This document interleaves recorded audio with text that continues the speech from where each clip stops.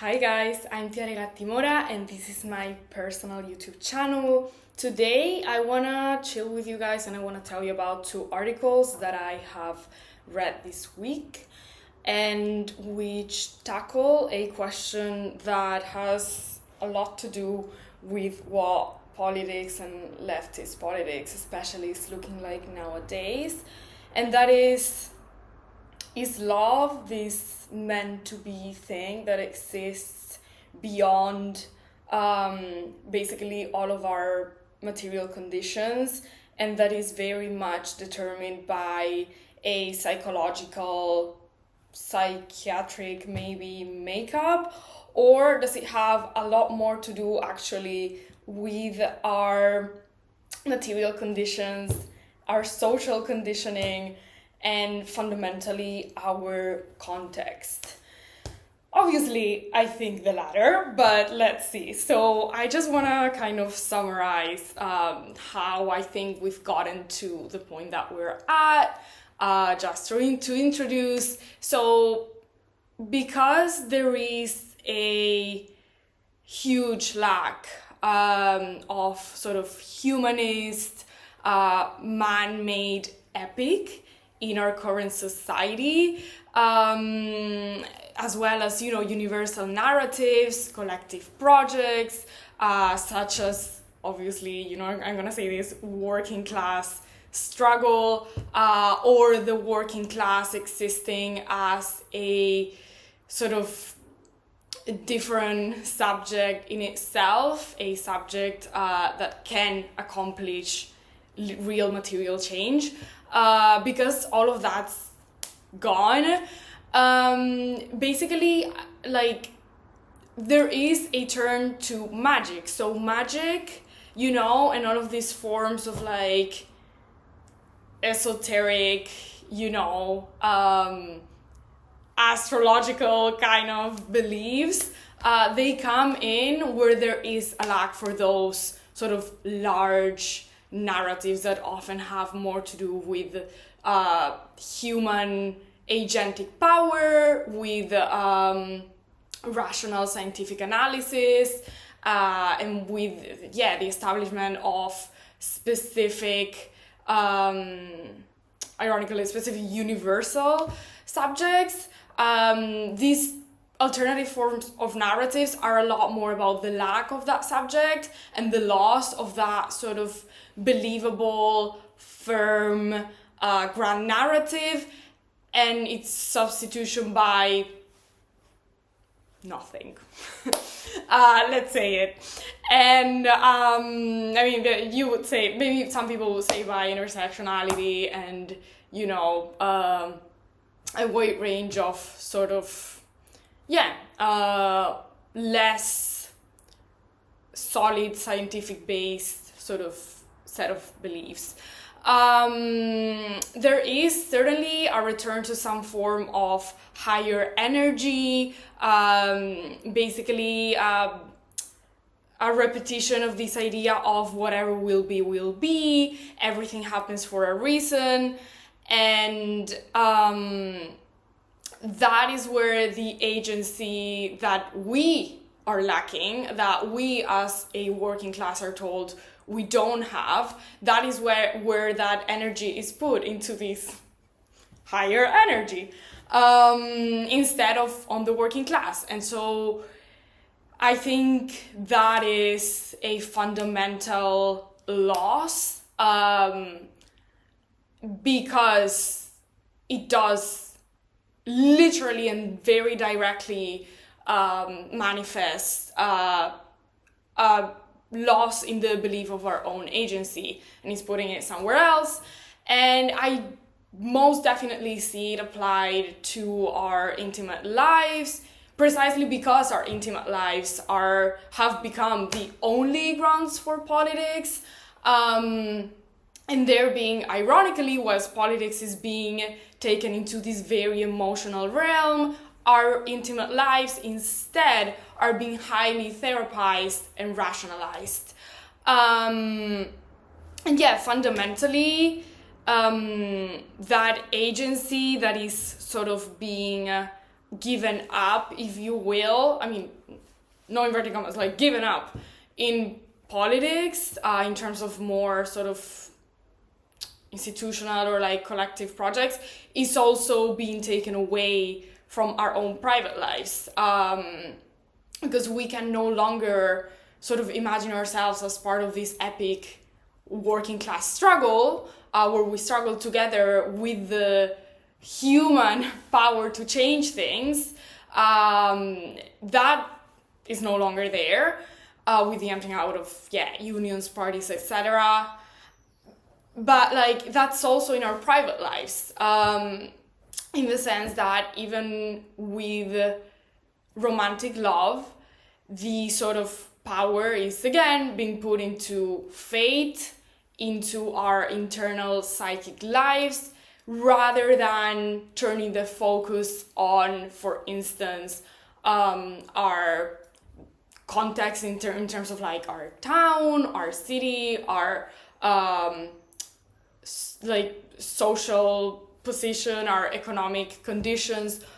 All of that is being put aside, and what that does often is, to give you an example, demonizing, for instance, men, saying that like they're not serious, they don't want relationships, and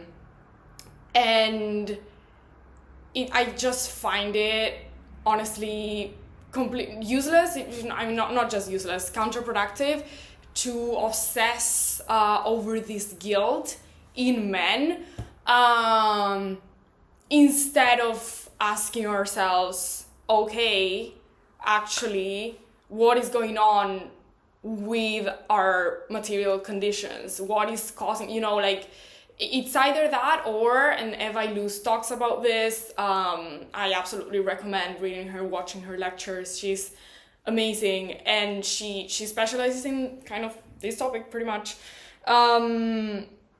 And yeah, basically she discusses like when there is an issue in our intimate life, whether we are unable to form new relationships or form relationships that are sort of fruitful, long-lasting, the current zeitgeist asks us to question our psychic life. So where are you at psychologically, rather than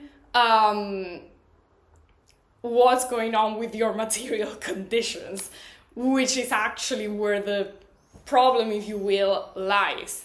And by that I'm not saying we don't have like psychic problems, we certainly do, but why are we putting this huge and unique responsibility distinctly on men or our psychic lives, when actually our material conditions are what's causing a situation where people are struggling to form, basically where we are in negative relations, as Illouz kind of brings up, which is basically we struggle to even form relationships, and or we struggle to keep them going. Which, by the way, our material conditions, if we join together and are organized as workers, that's where we would have the power to be agentic. So, after this very long introduction, where I basically set up the outline of the context that we're in, I'm gonna go through these two articles. So one of them asks, what if the love of your life is right in your hometown? Right, Delia Rodriguez in El País. So she says, we were finally going to be able to choose ourselves whom to be unhappy with, even if that person was hiding behind a Patagonia rock. An ex-user wrote, I'm sorry, but I just don't believe the love of your life is precisely in your hometown. Somebody replied with a Javier Marias quote, which says, we cannot expect to be the first or the favorite We are simply what is available, the leftovers, the remnants, the survivors. And there are many who think they see fate's hand in something which is nothing more than a small town raffle at the end of summer. Exactly. Again, this is what I was getting at when I said there's this idea of fate as a substitute for a social net, social relations, a social context. Then she continues, sociologists are clear on the fact that in love and friendship, we are attracted to that which is similar, an effect they call homophily, okay? So I think this is exactly right, and I think it does us a big disservice to be so obsessed with sort of, you know, this third worldism where basically there are entire cultures that are being highly demonized in a way that makes that demonization extremely personal rather than systemic. And also demonized to a point where it's essentializing and it completely draws away from class and goes into global north versus global south, east versus west, and that goes a lot together with, you know, basically saying these people are good, these people are bad, therefore maybe look up to someone who's in those sort of quote-unquote more oppressed parts of the world, which to me is actually what's the more racist thing to do, very tokenizing, very paternalistic, very essentializing. And also kind of negating people the possibility to appreciate where they are from. So if you are like, I don't know, from London or an American, you are, especially from certain parts of those like countries, you are definitely told that like you are the bad guys and that why should you sort of give any form of appreciation or value to your culture? Why should it be so boring? Why should you just, you know, stay in your hometown or fall in love for someone in your hometown when actually it is to be demonized as like the fundamental, irreparable bad guys? And I do think that is insidious in intimate relationships. I definitely see that happen. And, you know, it does mix up with this idea of, yeah, like magic, fate, when actually, like that quote says, you know, from Javier Marias, it is like love is a lot about, you know, where you find yourself at, like in terms of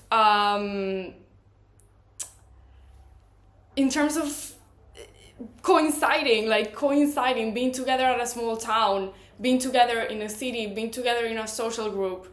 That is what actually are those material conditions are what has the sort of higher stay in your life. It's not some like magical fate. It's actually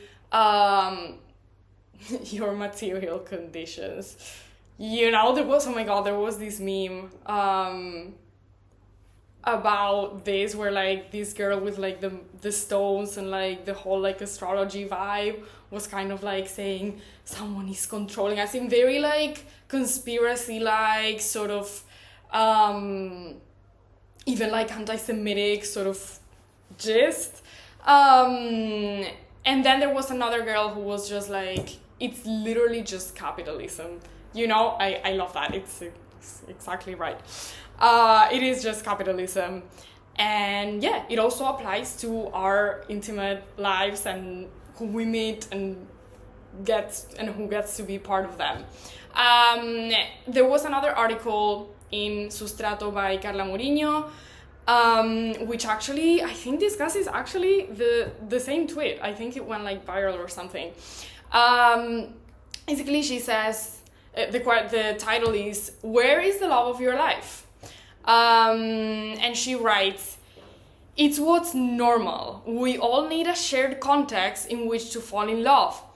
In small towns, that's more obvious, but it also happens in big cities or when people from those small towns start living out there. Exactly. Like, it's not just that, like, it's more likely that the love of your life is going to be in your small town and you shouldn't, like, look down on that.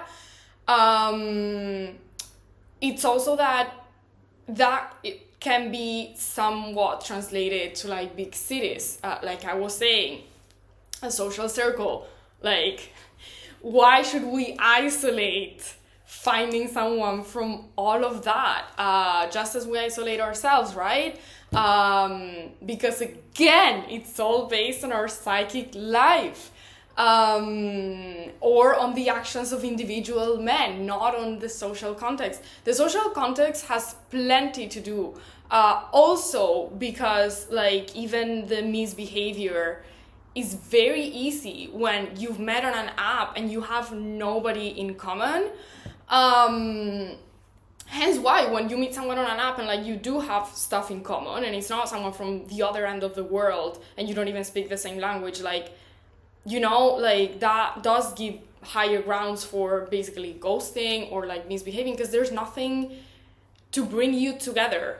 There's nothing to bond you, and it's like this idea of this magical fate just bringing you together, when actually your fate are your material conditions, and because they're not godly given, they are very changeable by an organized working class.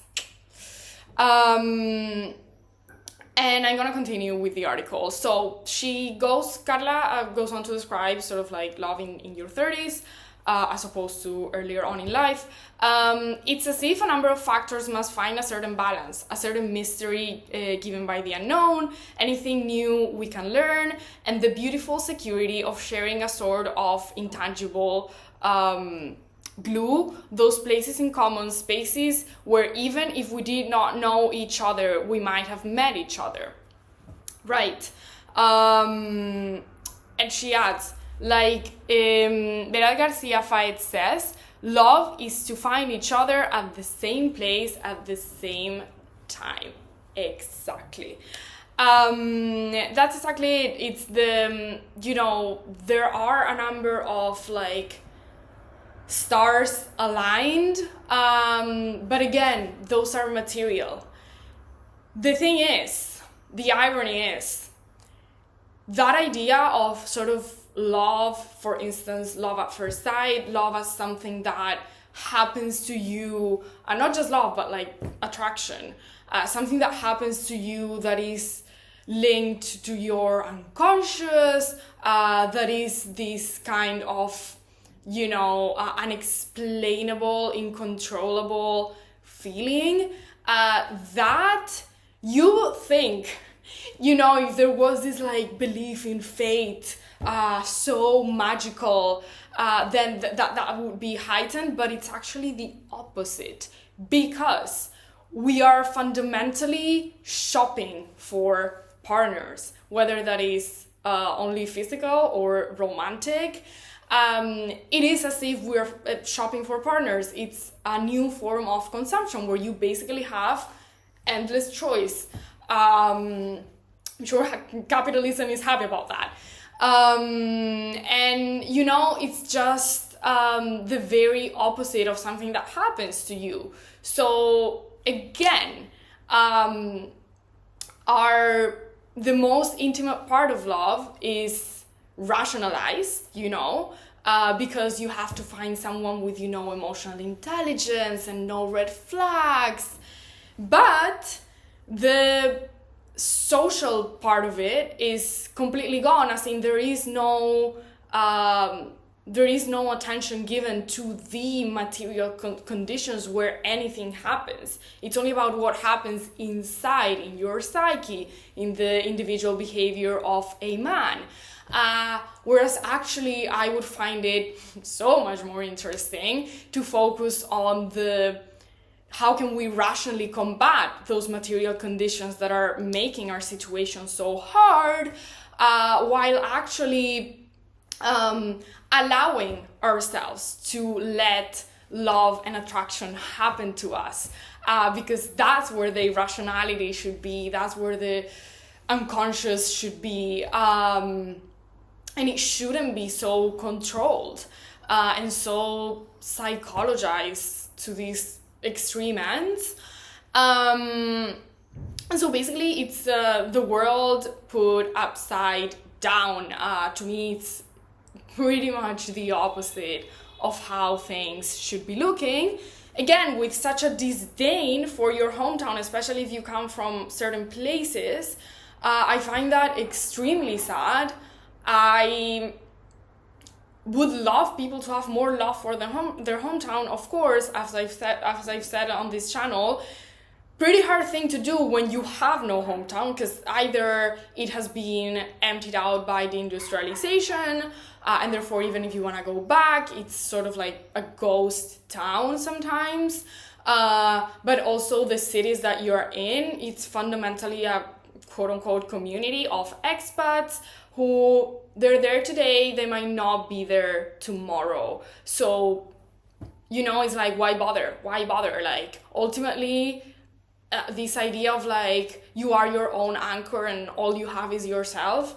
The unfortunate reality is that very insidious and dangerous idea turns out to be true. Because again, if everyone's moving all the time, if you're changing jobs all the time and homes all the time, yes, unfortunately, you are going to be your own anchor. You are going to be the center of your life.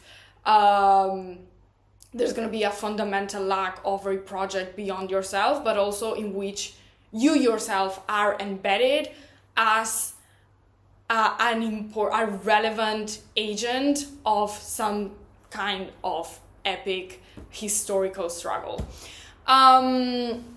I want to end with a couple of comments, quotes from the introduction to Eva Illouz's The End of Love, where she says, "But in the modernity of social media, anomie, that is the degradation of social relations and social solidarity, does not immediately take the shape of alienation or loneliness. On the contrary, the decomposition of close and intimate bonds, potentially or actually, appears to be closely linked to the increment of social networks, be they real or virtual, to technology, and to a formidable economic machine which administers advice or help. Psychologists of all persuasions, as well as television hosts, the porn industry and sex toys, the self-help industry, and the most varied consumer venues serve the perpetual process of composing and decomposing social bonds." So fundamentally, we get all of this therapizing, psychologizing of our intimate lives. And it's, we seem to be embedded in this, very aware culture where we are bettering ourselves, when actually we are just putting the focus in a place where it's not necessarily where the problem lies, or at least not the largest chunk of the problem, which is just capitalism. And, actually, that is a substitute for, a focus on where the problem actually lies. It's this domination of the experts on our personal lives. And it goes for a range of industries, like Illouz says, it's everywhere. It's like when you see these quote-unquote feminist porn, or like these toys that are sort of, nourishing, like giving fuel to this idea that like you don't need anyone, you can please yourself, and it's basically making you see the other person as an object to like fill in a certain number of boxes, including, having quote-unquote feminist sex, which sort of should satisfy you as anatomized being. And, you know, I just find it also quite misogynistic, insidiously, because it is sort of telling women, like, I remember, I think this was Laura Macaya, she's like a feminist critic in Spain. She said something like, what about the women who get turned on by Zetangana? You know what I mean? Like, some of us are not into the whole, like, quote unquote feminist sex or whatever. Like, it's very prescriptive, and yeah, insidious in people's lives and women's lives, actually. And I hate that it sort of portrays itself as feminist when I mean, the kind of feminism that it takes forth, I am not into. Let's just say. So that's one of the points she makes. And then I'm going on to another quote. She says, emotional uncertainty in the realm of love, romance, and sex is the direct sociological effect of the ways in which the ideology of individual choice, which has come to be the main cultural framework for the organization of personal freedom, has brought together and imbricated the consumer market with the therapeutic industry and internet technology. Yes, like that is the problem. It's, you know, all about this endless choice. And again, that's the point, is the idea that it's a choice, that love is something that you can prescriptively choose, fill in these forms, therapize, you know, like make yourself better so that you're into different people that aren't toxic or whatever. And fundamentally, yeah, thinking you have choice instead of letting love and attraction happen to you. And it's just a loss of, you know, what I think should be like a beautiful human experience. There's a lot of lying to oneself, you know, there's a lot of thank God I ended up with the healthy guy, as opposed to what, the guy you actually liked. You know what I mean? And that is not to say allow yourself to be mistreated, not at all. But I think there needs to be a balance between, you know, I think being with someone you don't genuinely feel irrationally crazy about, not being with someone who you feel that way about, is also settling down. You know, like, it's not just like settling down is only about superficial stuff like looks, or maybe deeper stuff like someone treating you with more respect, which is important. Like, that's great, but it's not enough. Like, there's so much focus put into this idea of like, this person is, which ironic by the way, like I've heard it a lot, like, oh, this person is unwell, so stay away.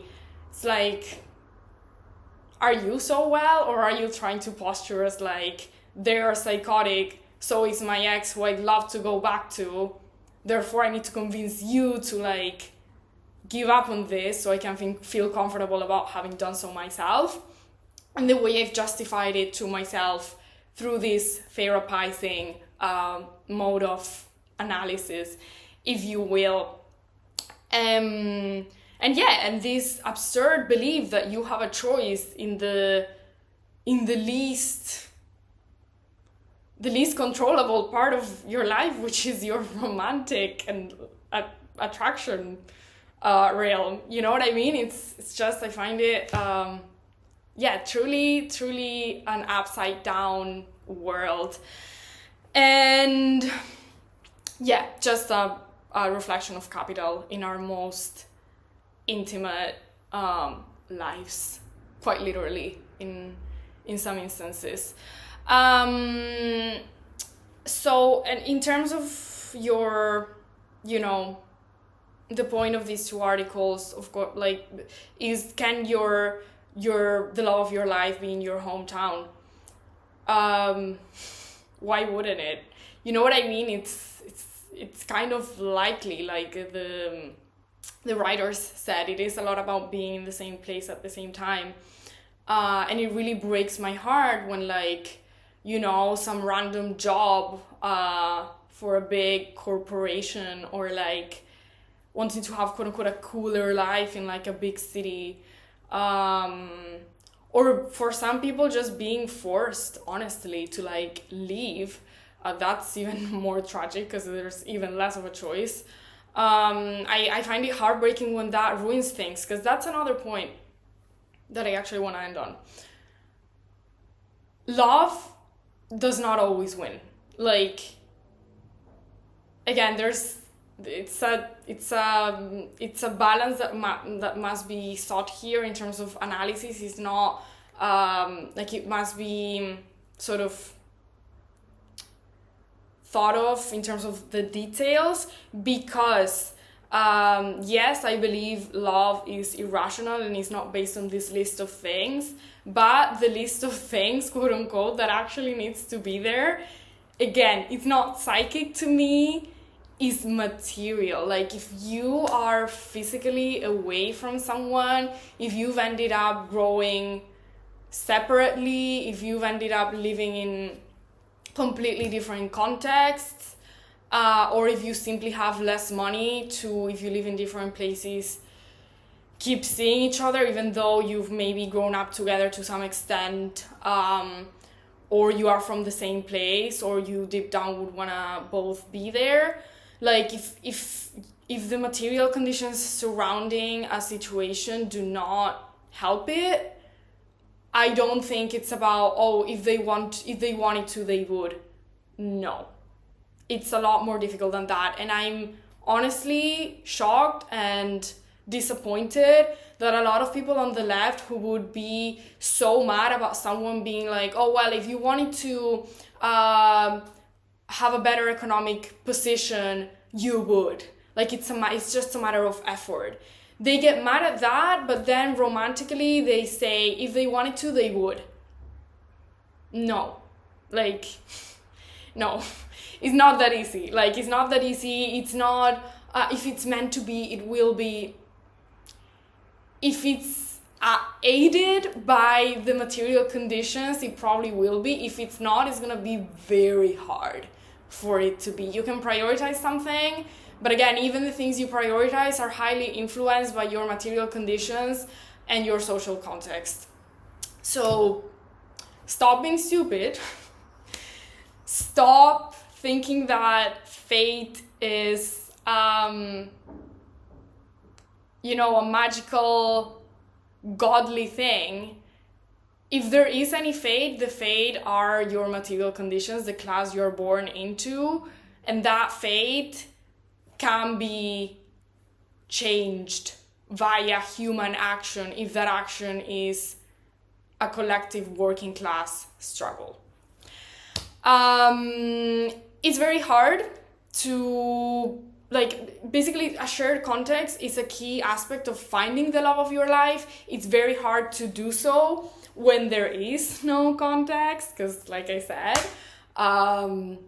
emptied out working class institutions, emptied out towns, cities that are in constant move, it becomes way harder to create any sort of bonds, and that's where what Illouz calls negative relations dominate, and they most certainly do right now.